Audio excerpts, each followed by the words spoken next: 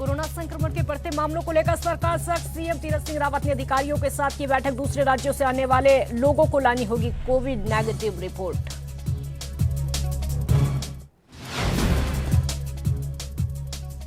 उत्तराखंड के पूर्व स्वास्थ्य मंत्री सुरेंद्र सिंह नेगी की कोविड एंटीजन टेस्ट रिपोर्ट आई पॉजिटिव। देहरादून में कराएंगे आरटी-पीसीआर टेस्ट।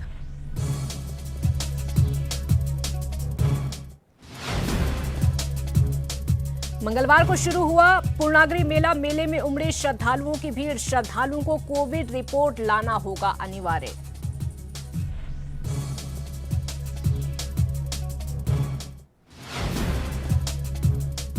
और कई घंटे बंद रहा यमुनोत्री हाईवे। खरीदी के पास बोल्डर और मलबा आने से हाईवे हुआ बंद। मशीनों को हटाया गया।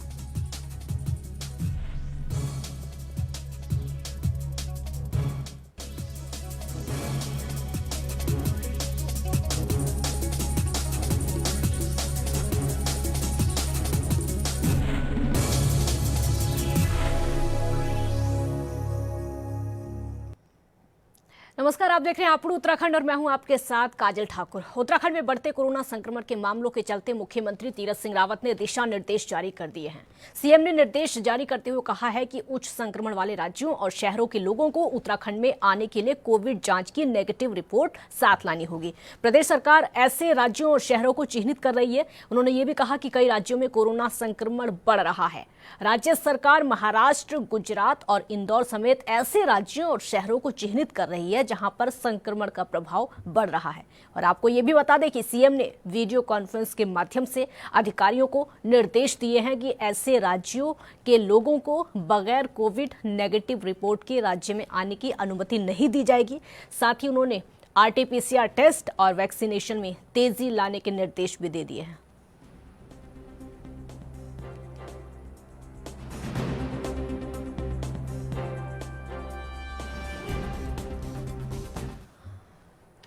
तो उत्तराखंड में सल्ट विधानसभा में 17 अप्रैल को उपचुनाव होने जा रहा है, जिसके लिए बीजेपी और कांग्रेस ने अपने उम्मीदवारों की घोषणा कर दी है। उम्मीदवारों की घोषणा के साथ ही दोनों दलों के प्रत्याशी अपने चुनावी दौरे में लग गए हैं और इसी के चलते सल्ट उपचुनाव के लिए बीजेपी के उम्मीदवार महेश जीना ने मंगलवार को अपना नामांकन दाखिल किया। इस दौरान बीजेपी प्रदेश अध्यक्ष मदन कौशिक, कैबिनेट मंत्री यशपाल आर्य, उच्च शिक्षा राज्य मंत्री धन सिंह रावत समेत बीजेपी के कई वरिष्ठ पदाधिकारी और कार्यकर्ता मौजूद रहे। उत्तराखंड में सल्ट विधानसभा में 17 अप्रैल को उपचुनाव होने जा रहा है, जिसके लिए बीजेपी और कांग्रेस पूरी तरीके से तैयार है। उम्मीदवारों की घोषणा के साथ ही दोनों दलों के प्रत्याशी अपने चुनावी दौरे में पूरी तरीके से लगे हुए हैं। इसी के चलते सल्ट उपचुनाव के लिए बीजेपी उम्मीदवार महेश जीना ने मंगलवार को अपना नामांकन दाखिल किया है। कई कैबिनेट मंत्री उनके साथ इस दौरान मौजूद रहे।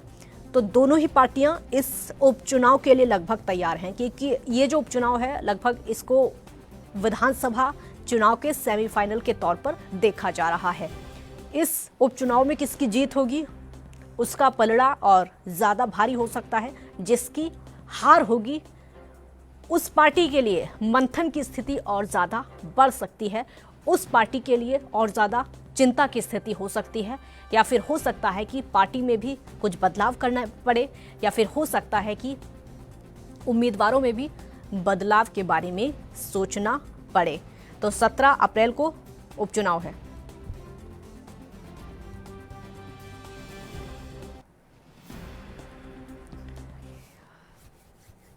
हमारे साथ इस समय गणेश जोशी, कैबिनेट मंत्री, उत्तराखंड के फोन लाइन पर जुड़ चुके हैं। गणेश जी, स्वागत है आपका एएनबी न्यूज पर। गणेश जोशी जी, आवाज सुन पा रहे हैं मेरी? जी जी, नमस्कार।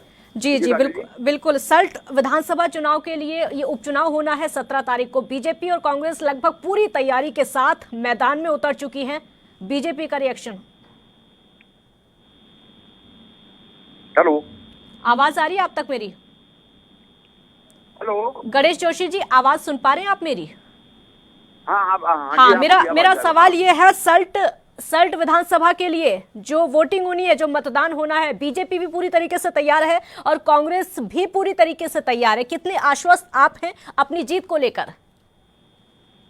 देखिए, भारतीय जनता पार्टी जीत के प्रति बड़ी आश्वस्त है, क्योंकि सुरेंद्र जीना जी ने इतने काम अपने विधानसभा क्षेत्र में कराए हैं और भारतीय जनता पार्टी हमें हमेशा विकास के नाम पर चुनाव लड़ती है।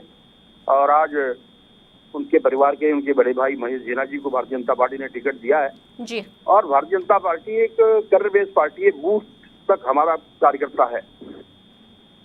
और मुझे भी उसकी राजनीतिक सभा में जाने का मौका मिला था और जिस प्रकार का प्यार उस परिवार के प्रति मुझे दिखाई दिया, तो इस बात का प्रतीक है कि उन्होंने अपने क्षेत्र के लिए कितना काम किया।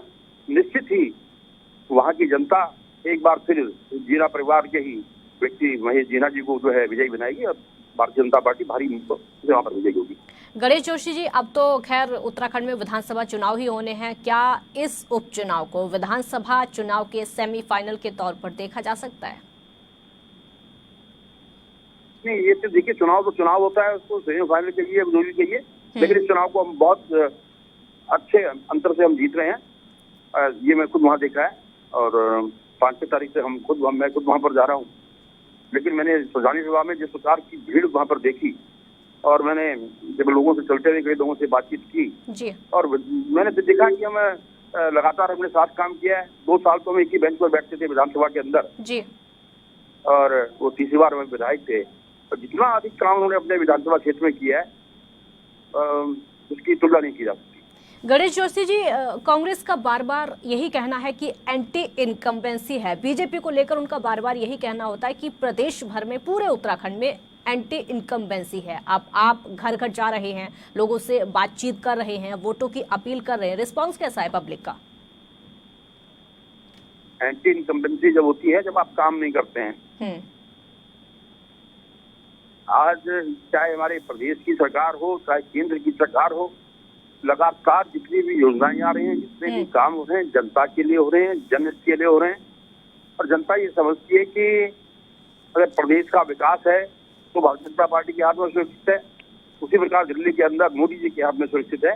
तो इसलिए लोग भारतीय जनता पार्टी को वोट करेंगे। और उनको बताया कि जब सरकार, चाहे अभी 9-10 महीने बाकी हैं, सरकार भारतीय जनता पार्टी की है जी, क्यों दूसरे बारे में सोचेगा? अगर एमपी कोई हो गया तो वो क्या काम करा पाएगा? अगर काम करेगा तो जो भारतीय जनता पार्टी का प्रत्याशी है जो जीतेगा वो करा पाएगा। बिल्कुल, बहुत शुक्रिया आपका गणेश जोशी जी हमारे साथ जुड़ने के लिए। तो बीजेपी प्रत्याशी ने नामांकन दाखिल किया है। सल्ट विधानसभा पर उपचुनाव को लेकर लगभग दोनों ही पार्टियां आश्वस्त हैं और पूरी तरीके से समय तैयार हैं। तो 17 अप्रैल को मतदान होना है, 17 अप्रैल को वोटिंग होनी है, जिसके मद्देनजर पूरी तरीके से तैयार हैं। हालांकि एंटी इनकम्बेंसी को लेकर बार बार कांग्रेस कहती रही है कि प्रदेश भर में एंटी इनकम्बेंसी सरकार के खिलाफ है, सरकार को लेकर है। लेकिन अब जब सरकार की तरफ से बयान आता है तो उनका साफ तौर पर कहना है कि ऐसा कुछ नहीं है।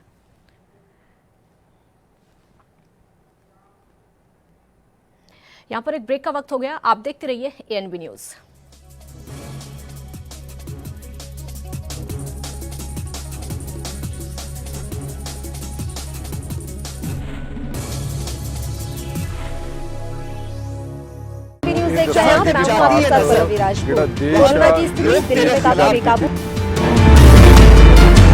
खबरनामा, खबर से असर तक शाम 5 बजे सिर्फ ANB न्यूज पर।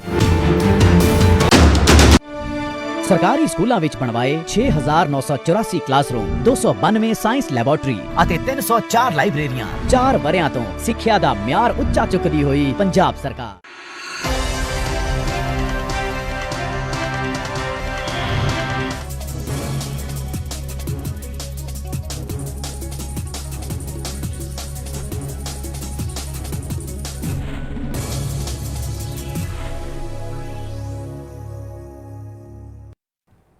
ब्रेक के बाद एक बार फिर स्वागत है आपका। तो उत्तराखंड के चंपावत में विश्व प्रसिद्ध पूर्णागिरि मेला शुरू हो चुका है। मेला अधिकारी MA का कहना है कि प्रदेश के कैबिनेट मंत्री बंशीधर भगत ने पूजा अर्चना करके मेले का उद्घाटन किया है। साथ ही उन्होंने बताया कि मेले में कोरोना से बचाव के लिए श्रद्धालुओं को सरकार की गाइडलाइंस का पालन करना होगा। और आपको ये भी बता दें कि मां पूर्णागिरि धाम में हर साल होली के अगले दिन से 3 महीने का मेला लगता है, लेकिन इस बार कोरोना संक्रमण के खतरे को देखते हुए प्रशासन ने मेला अवधि 30 दिनों की तय की है।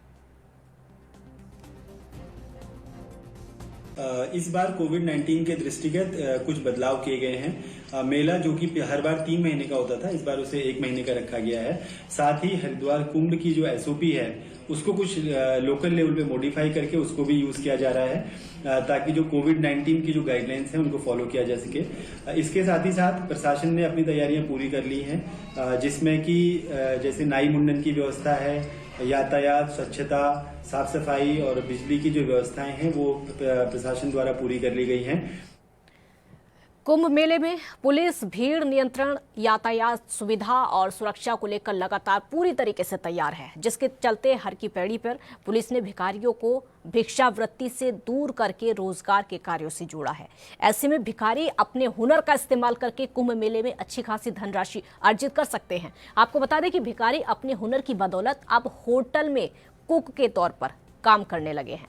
अब भिखारी कुंभ मेले में लगी पुलिस के लिए खाना बना रहे हैं, तो वहीं कुछ भिखारी नाई और लॉन्ड्री का काम भी कर रहे हैं। आपको यहाँ पर यह भी बता दें कि पुलिस ने इसके लिए उन्हें अलग अलग थानों में लगाया हुआ है और इसके बदले पुलिस भिखारियों को भुगतान भी कर रही है। तो कुंभ मेले के पुलिस महानिरीक्षक का कहना है कि ऐसे भिखारियों को चिन्हित किया जा रहा है जो कि कुछ ना कुछ हुनर रखते हैं और उनके हुनर के आधार पर उनको भुगतान किया जा रहा है। में सबसे पहले हम लोगों ने बेगर्स को सबको इकट्ठा किया। इकट्ठा करने के बाद उनका मेडिकल टेस्ट किया। अगर उन्हें कोई लाइलाज या इस तरह की बीमारी है उसके बारे में टेस्ट करके उन्हें पता किया। पता करने का उनका ट्रीटमेंट कराया गया और उसमें उनके जो है नए कपड़े दिए गए। उनको 15-20 दिन के लिए फ्री में निःशुल्क भोजन की व्यवस्था समाज कल्याण और एनजीओ के माध्यम से किया गया और उनको नए कपड़े के साथ साथ यहाँ के जो बेस्ट सैलून है जो कि हेयर कटिंग वगैरह के लिहाज से, उनसे भी उन बेगर्स का पूरा हुलिया जो है पूरी तरफ से चेंज कराया गया। उससे काफी अच्छा इम्पैक्ट पड़ा है। लेकिन सिर्फ यहीं तक न सीमित होकर हम लोगों ने जो पुलिस के विभिन्न थाने चौकियों में जो हमारे मेस है जिसमें कि हम लोग कुक को टेम्परेरी तौर पे रखते हैं, उनको हम लोगों ने उन्हें काम दिया और वो आज की तारीख में लगभग 12 से 15 हजार रुपये पर मंथ। उत्तराखंड के पूर्व स्वास्थ्य मंत्री सुरेंद्र सिंह नेगी की covid antigen test report positive आई है। उनका कहना है कि एंटीजन रिपोर्ट पॉजिटिव आने के बाद अब वो कोटद्वार से देहरादून जाकर आरटी-पीसीआर टेस्ट कराएंगे। बेस अस्पताल के पीएस डॉक्टर बीसी काला ने बताया कि सोमवार सुबह पूर्व मंत्री सुरेंद्र सिंह नेगी को बुखार, गले में दर्द और बदन में दर्द हुआ था। आपको ये भी बता दें कि दोपहर में वो अपनी पत्नी, नगर निगम की मेयर हेमलता नेगी के साथ बेस अस्पताल पहुंचे थे, जिसके बाद उनमें कोविड-19 के लक्षण पाए जाने का उनका एंटीजन टेस्ट किया गया, जिसमें वो कोरोना संक्रमित पाए गए।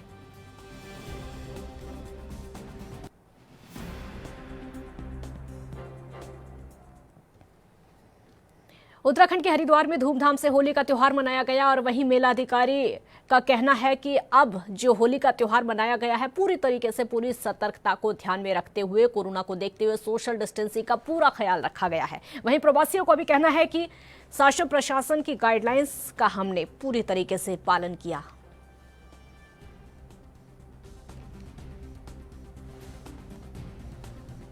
तो हरिद्वार में धूमधाम से होली मनाई गई। तस्वीरें आप हरिद्वार की इस समय देख रहे हैं, जहां पर कोरोना गाइडलाइंस का पूरा ख्याल रखा गया और सोशल डिस्टेंसिंग का भी पूरा ख्याल रखा गया। ये तस्वीरें कल की हैं जब होली का त्यौहार मनाया गया था, क्योंकि एक तरफ तो उत्तराखंड में कुंभ का मेला है, हरिद्वार में ही कुंभ का मेला है, उसको लेकर लगातार एहतियात बरतने को सरकार की तरफ से कहा जा रहा है और कोर्ट की तरफ से भी आदेश दिया गया है कि जितना हो सके एहतियात बरतें।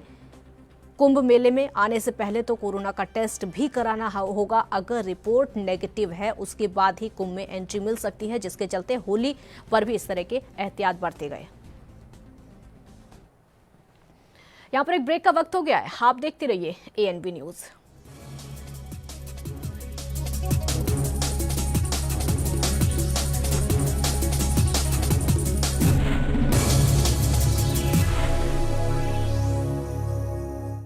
क्या आप दुबले पतले कमजोर हैं? आपकी सेहत नहीं बनती, भूख कम लगती है, वजन नहीं बढ़ता। दरअसल मेन बात खाना पीना खाना नहीं है, मेन बात है खाया पिया लगना। और अगर खाया पिया लगेगा ही नहीं तो सेहत बनेगी कैसे?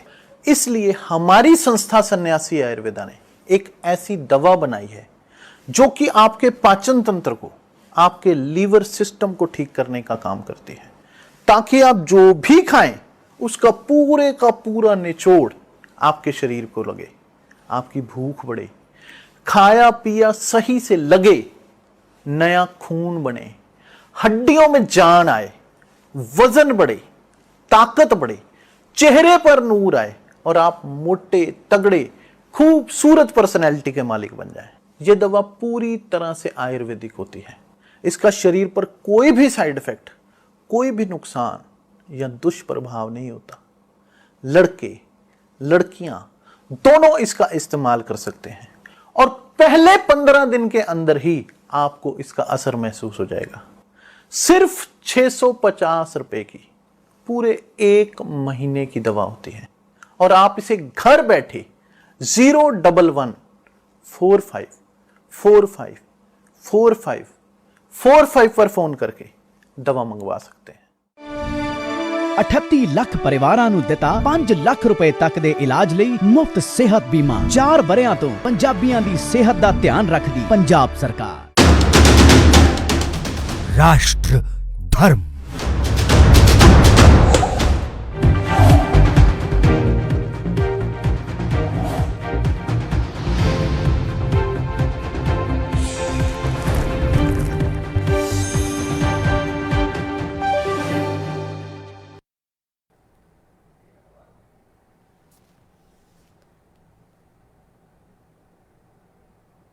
और इस वक्त की बड़ी खबर आपको बता दें, मुंबई से सीधे इस वक्त की बड़ी खबर, ड्रग्स केस में एनसीबी की बड़ी कार्रवाई सामने आई है। एनसीबी की हिरासत में एक्स बिग बॉस कंटेस्टेंट अभिनेता एजाज खान को हिरासत में ले लिया गया है। बड़ी खबर इस वक्त की आपके सामने, ड्रग्स केस में एनसीबी की कार्रवाई जारी है। हालांकि आपको ये बता दें कि एनसीबी लगातार ड्रग्स केस में कार्रवाई कर रही है। ड्रग पेडलर शादाब बटाटा की गिरफ्तारी के बाद बड़ी कार्रवाई सामने आई है। एजाज खान को राजस्थान से मुंबई लौटते ही हिरासत में ले लिया गया है। एक्स कंटेस्टेंट हैं एजाज खान बिग बॉस के, तो मुंबई में ड्रग्स केस को लेकर एनसीबी की बड़ी कार्रवाई एक बार फिर से सामने आई है। एनसीबी की हिरासत में ex Bigg Boss contestant Ejaz Khan, जिनकी गिरफ्तारी हो चुकी है, हिरासत में एनसीबी ने ले लिया है। कई ऐसे अभिनेता और अभिनेत्रियां हैं जिन पर एनसीबी की कार्रवाई लगातार देखने को मिल रही है। एक बार फिर से बड़ी कार्रवाई अभिनेता पर। यह मामला अब से नहीं बल्कि सुशांत केस से शुरू हुआ था, जो कि लगातार बढ़ता चला जा रहा है। एजाज खान को राजस्थान से मुंबई लौटते वक्त एनसीबी ने हिरासत में लिया, तो ये सुशांत सिंह केस से मामला शुरू हुआ था ड्रग्स को लेकर, जो कि लगातार बढ़ता चला जा रहा है। एनसीबी के रडार पर कई अभिनेता आए, कई अभिनेत्रियां आई, जिनसे लंबे समय तक पूछताछ भी हुई। कई ऐसे बड़े बड़े चेहरे सामने आए, कई ऐसे बड़े बड़े नाम सामने आए ड्रग्स केस में, जो कि शामिल थे। और अब एक बार फिर से एक और नाम सामने आया है। फिल्म इंडस्ट्री से बड़ी खबर, मुंबई से इस वक्त की बड़ी खबर, ड्रग पेडलर शादाब बटाटा की गिरफ्तारी के बाद ये बड़ी कार्रवाई एनसीबी की देखने को मिली है। मुंबई से इस वक्त की बड़ी खबर आपके सामने। सत्य प्रकाश सोनी संवाददाता इस वक्त फोन लाइन पर हमारे साथ मुंबई से जुड़ चुके हैं। सत्य प्रकाश, बड़ी कार्रवाई, एजाज खान को गिरफ्तार किया गया है, एनसीबी की कार्रवाई। जी काजल, देखिए जिस तरह से पिछले दिनों शादाब बटाटा वाले की गिरफ्तारी हुई थी, उस दौरान एनसीबी ने कड़ी पूछताछ की। उस पूछताछ के दौरान एजाज खान का नाम लिया गया था। हालांकि इस वक्त जो है एजाज खान मुंबई में नहीं थे, वो जयपुर में थे। यही वजह है कि एनसीबी उनका इंतजार कर रही थी। जिस तरह से एनसीबी को जानकारी मिली, एक इनपुट मिला था कि एजाज खान जो है आज जयपुर से मुंबई आने वाली। इस दौरान एनसीबी की एक टीम जो है मुंबई एयरपोर्ट पर मौजूद थी। जैसे ही एजाज खान मुंबई एयरपोर्ट पर पहुंचे हैं, उनको तुरंत जो है हिरासत में ले लिया गया है। एनसीबी द्वारा जानकारी मिल रही है कि उनसे पूछताछ की जाएगी, उसके बाद शायद आज देर शाम उनकी गिरफ्तारी भी की जाएगी। फिलहाल उनको हिरासत में ले लिया गया है। इस तरह की जानकारी एनसीबी ने अभी भी दिया है। बहुत शुक्रिया आपका इस पूरी जानकारी के लिए। तो एजाज खान की गिरफ्तारी हो गई है, एनसीबी की बड़ी कार्रवाई।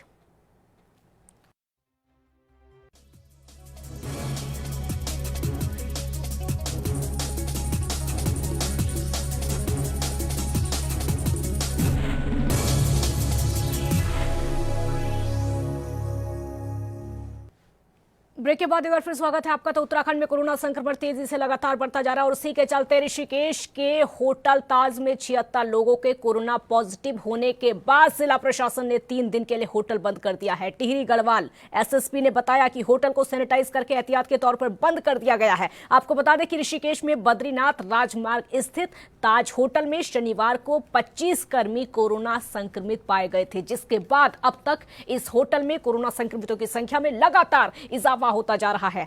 फकोट ब्लॉक के स्वास्थ्य प्रभारी डॉक्टर जगदीश चंद्र जोशी का कहना है कि बीते 25 मार्च को होटल कर्मियों का आरटीपीसीआर सैंपल लिया गया था, जिसकी रिपोर्ट शनिवार को आई, जिसमें 25 होटल कर्मी कोरोना संक्रमित पाए गए, जिसके बाद कोरोना संक्रमितों की संख्या में लगातार इजाफा होता जा रहा है।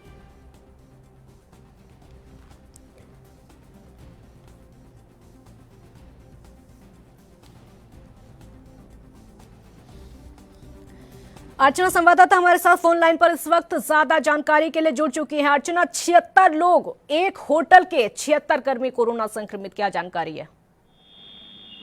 जैसा कि आपको बताना चाहूंगी, उत्तराखंड में कोरोना संक्रमण तेजी से बढ़ रहा है। ऋषिकेश स्थित ताज होटल में 76 लोग कोरोना पॉजिटिव मिल पाए गए हैं। आपको बताएंगे काजल कि होटल को यहाँ टिहरी गढ़वाल के एसएसपी ने बताया कि होटल को सैनिटाइज करके एहतियाती तौर पर बंद कर दिया गया है। हमारे सीएम तीरथ सिंह जी बार बार सबको गाइडलाइन का प्रयोग करने के लिए अवगत करा रहे हैं। जी काजल। ठीक है, बहुत शुक्रिया आपका इस पूरी जानकारी के लिए। तो होटल को 3 दिन के लिए बंद कर दिया गया है। कोरोना का कहर लगातार बढ़ता जा रहा है। 76 होटल के कर्मी हैं जो कि कोरोना पॉजिटिव पाए गए हैं, जिसके बाद एहतियात के तौर पर पूरे होटल को सैनिटाइज किया गया और उसके बाद बड़ी कार्रवाई की गई है। तो 76 कर्मियों का कोरोना पॉजिटिव होना बहुत बड़ी बात।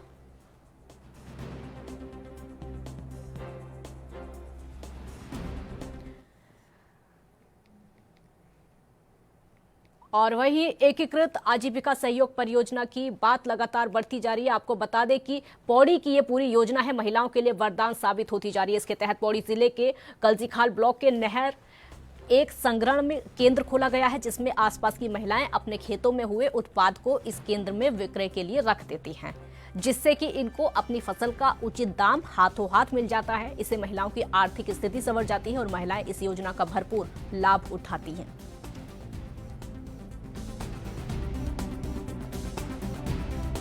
अच्छा, हम यहाँ पे आते हैं तो यहाँ पे सब लोगों से पूछते हैं, तो वो कहते हैं कि जैसे हम रेट पूछते हैं पहले कि आप कितनी रेट में लोगे, तो जैसे हम कहते हैं कि सर आप हम मार्केट में इतना देते हैं, जैसे 100 रुपये किलो देते हैं हम मार्केट में, आप क्या लोगे? तो कहते हैं जैसे हम 120 रुपये किलो आपसे ले लेंगे। तो हम कहते हैं तो फिर सही है, तो मार्केट जाने की जरूरत ही नहीं पड़ती।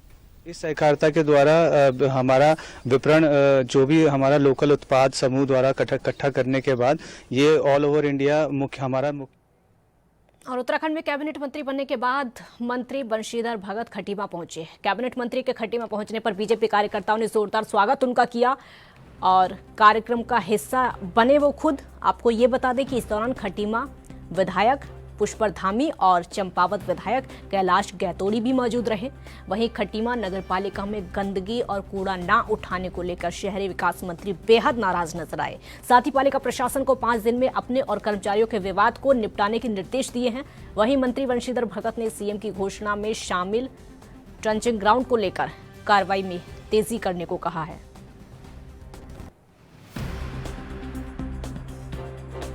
ये अभी तक बात ही इस बात पर हो रही थी कि ट्रंचिंग ग्राउंड की माननीय विधायक जी ने पूरे प्रयास करके मुख्यमंत्री जी से घोषणा कराई है और वो घोषणा में शामिल है। एक ईओ साहब बता रहे हैं कोई पीआईएल लगी है उस जमीन पर जिस जमीन पर वो बनना है, तो उसको दूर करने का प्रयास करके ट्रंचिंग ग्राउंड को हम स्वीकृत कराने का प्रयास करेंगे। फिलहाल हमने ईओ साहब को कह दिया है कि 5 दिन के अंदर शहर। उत्तराखंड में यमुनोत्री हाईवे पर सोमवार रात को चट्टान खिसकने से हाईवे पर बड़ी मात्रा में बोल्डर और मलबा आ गया, जिसके चलते हाईवे कई घंटों तक बंद रहा। टीम ने मशीनें लगाकर मलबा हटाया, तब जाकर सुबह तकरीबन 10 बजे हाईवे पर वाहनों की आवाजाही शुरू हुई। आपको ये भी बता दें कि यमुनोत्री हाईवे पर ऑल वेदर रोड चौड़ीकरण का काम लगातार चल रहा है, जिसके चलते यहां पर कई जगहों पर लगातार भूस्खलन हो रहा है। सोमवार देर रात को भी खरीदी के पास मलबा और बोल्डर आने से बंद हो गया था। लोक निर्माण विभाग राष्ट्रीय राजमार्ग खंड ने बद्रीनाथ हाईवे पर तोता घाटी से कोड़ियाला के बीच में परेशानी का कारण बनी चट्टानों को हटाया, जिसके चलते यहां पर 1 अप्रैल से यातायात बहाल होने की उम्मीद है।